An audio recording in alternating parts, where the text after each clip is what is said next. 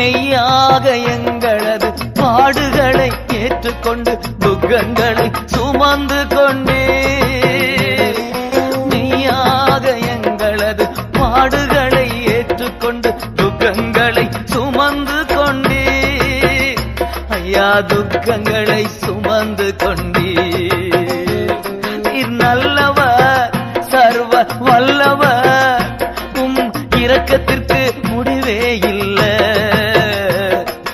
அன்பிற்கு அளவே இல்லை அவை காலைதோறும் புதிதாயிருக்கும் மனதுருகும் தெய்வமே ஏசையா மனதார துதிப்பேன் சோத்தரிப்பேன்